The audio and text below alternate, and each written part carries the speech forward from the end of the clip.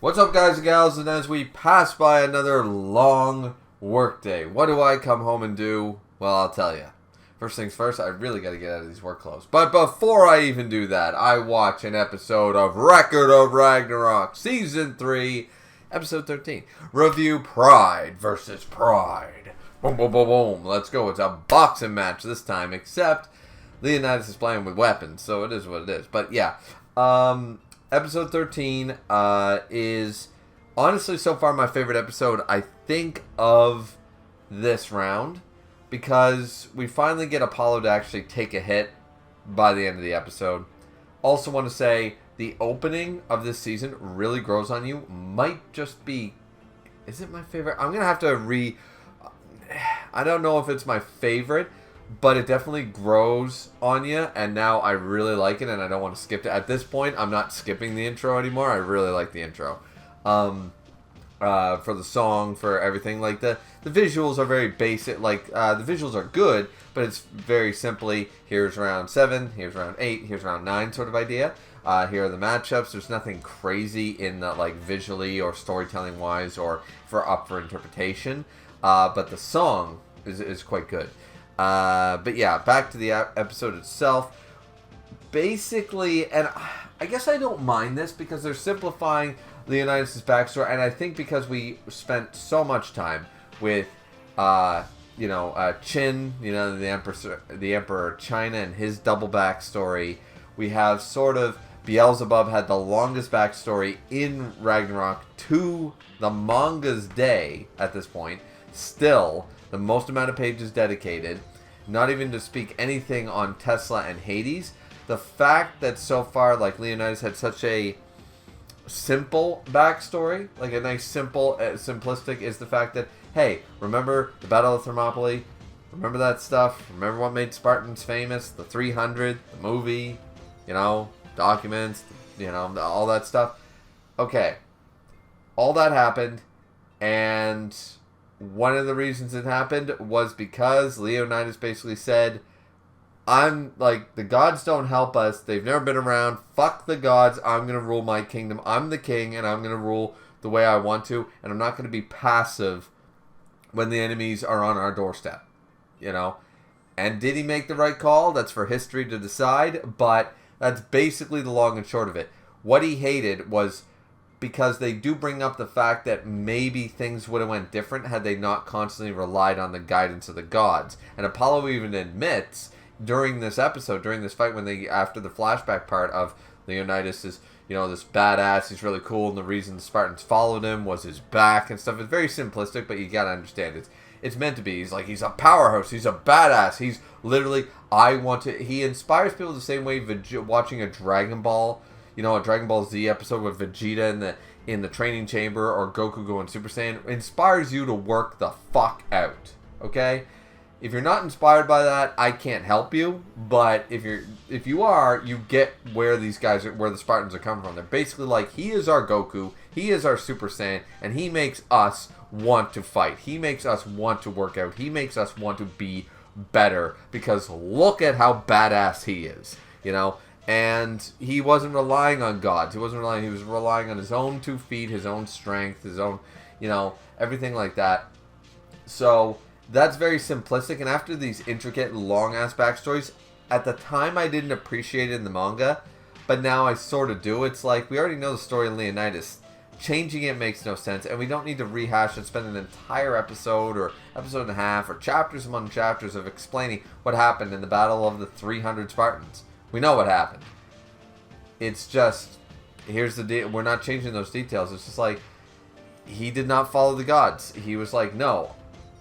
We might be making mistakes by that. And as I said, Apollo admits that and goes, all I wanted you to do was try to fight, not fight at all. Maybe a little bit of passiveness might have been a good idea, sort of, and that arrogance of Apollo is what pisses off Leonidas so much. Because even if Leonidas made the right or the wrong call, or maybe it was a little bit too little too late to actually save the country and stuff like that, the fact is that the council constantly listened to Apollo's guidance and oracle wishes about being passive, but that obviously was not being heralded or hearded by other nations, by the people literally warmongering on their doorstep. You look at human history and you know being passive when there's a dictator, when there's a warmonger, is never the right choice. It always leads to more destruction and more devastation. So, I can't say whether Leonidas made the right choice or whatever, but Apollo was there sitting blissfully in his arrogance that, oh, well, all I wanted to do was, maybe talk it out and sort of like that. It's like, yeah, but you didn't go down and tell the Persians that. You expected us to kneel over and play dead. And it's like, but we're smart. We don't do that. Like, what did you want from us? So the fact that Apollo is 100% in the wrong and Leonidas hates it, it's like, you arrogant son of a bitch. And he's like, I'm going to kick your ass. I feel that now, once again, the anime, I think time away from around, especially when you're reading week to week, month to month, and then time away and then getting to re-emerge.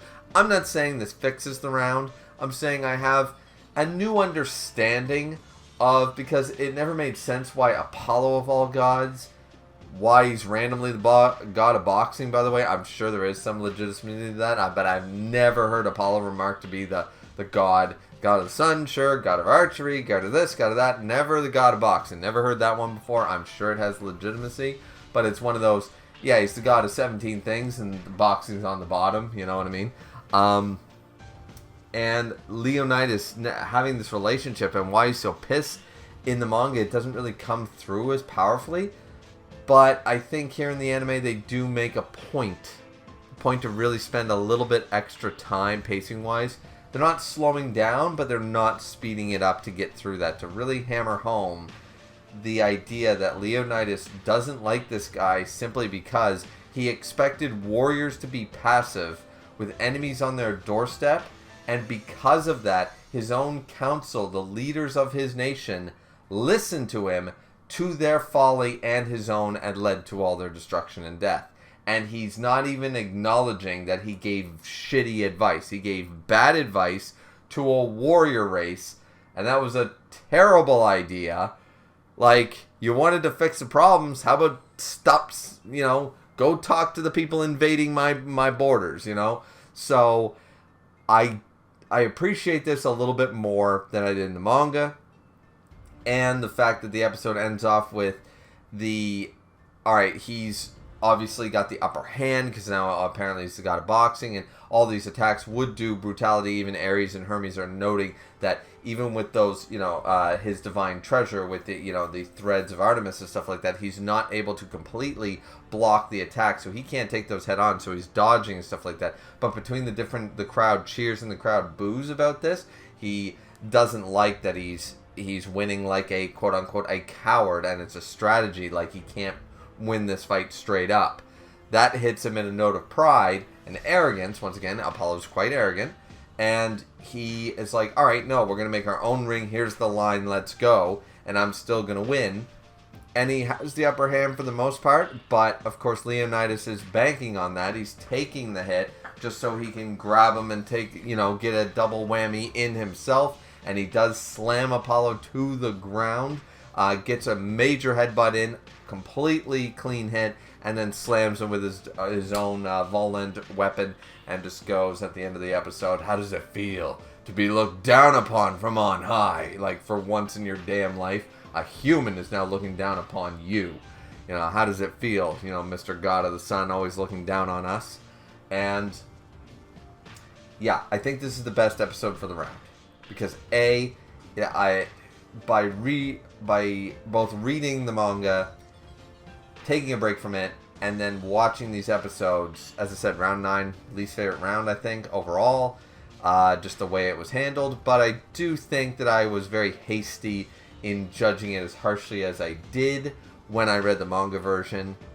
And it's not as bad. It's still not great writing.